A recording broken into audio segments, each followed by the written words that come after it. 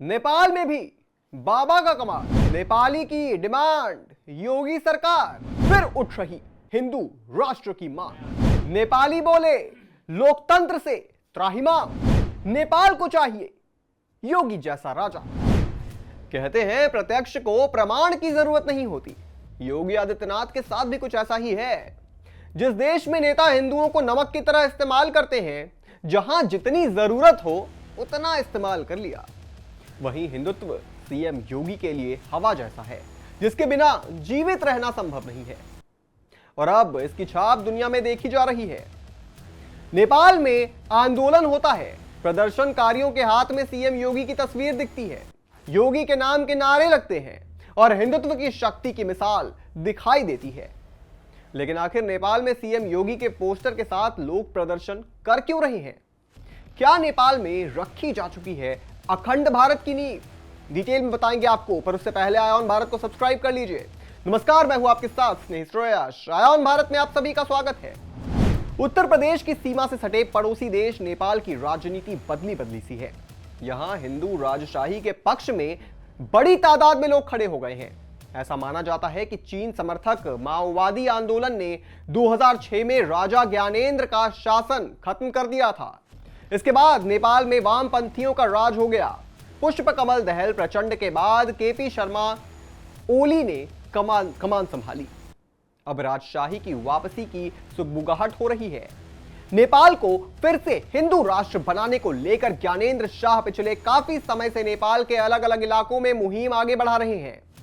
वो पोखरा से काठमांडू पहुंचे, जहां त्रिभुवन इंटरनेशनल एयरपोर्ट से बाहर निकलते ही ज्ञानेंद्र के समर्थकों ने जुलूस निकाला। इस रैली में कुछ युवक राजा ज्ञानेंद्र शाह के साथ ही उत्तर प्रदेश के सीएम योगी आदित्यनाथ का पोस्टर लहराते नजर आए। सैकड़ों समर्थकों ने बाइकों पर सवार होकर ज्ञानेंद्र शाह की तस्वीर और राष्ट्रीय झंडे लहराए।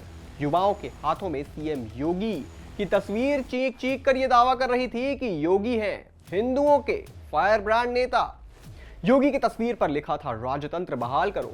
नेपाल की वेबसाइट राटोपति के मुताबिक योगी आदित्यनाथ की तस्वीर पर लिखा था राजतंत्र बहाल करो।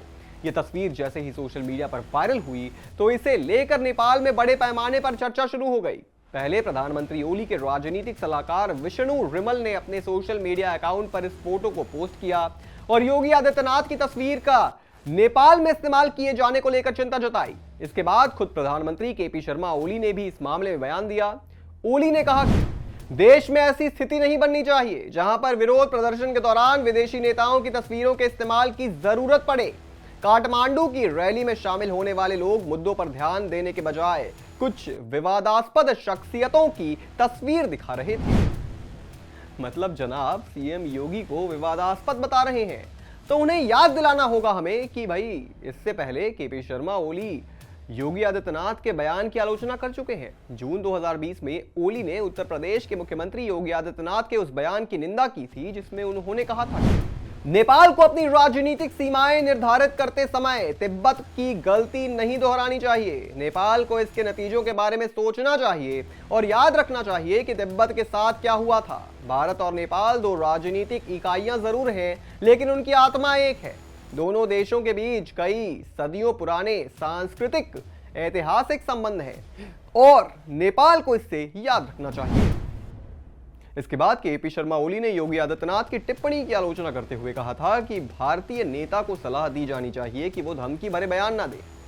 ओली ने कहा था कि योगी आदित्यनाथ का बयान नेपाल की संप्रभुता को कमजोर करने जैसा है।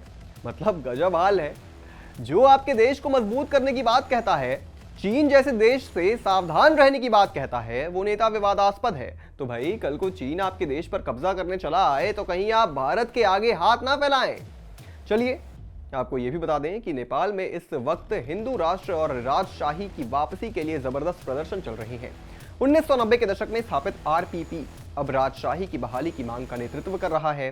पिछले चुनाव में एक सीट से सांसद में अपनी जगह बनाने वाले आरपीपी के पास इस बार 275 में से 14 सीटें हैं। पार्टी को राजशाही समर्थक सहयोगियों का समर्थन मिला हुआ है।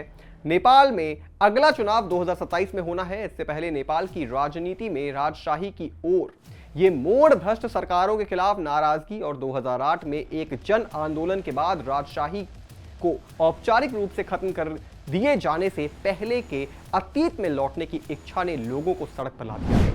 अब देखना होगा कि नेपाल के अंदर राजनीति किस करवट मोड़ लेती है, मगर योगी की तस्वीर विदेश में लहरा रही है। मतलब ये जरूर है कि योगी हिंदुत्व के ब्रांड एम्बेसडर हैं और आखिर में उस नेपाल की गद्दी पर बैठी लेफ्ट की सरकार से जो चीन ने के इशारे पर अपने देश अस्मिता, पहचान और यहां तक कि अपने देश को भी दांव पर लगाने को तैयार है।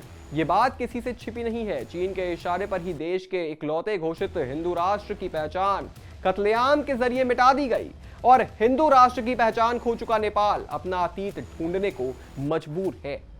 इस पूरी खबर पर आप क्या सोचते हैं दोस्तों, हमें कमेंट करके जरूर बताएं और भी तमाम बड़ी खबरों से जुड़े रहने के लिए आप देखते रहें आय ऑन भारत।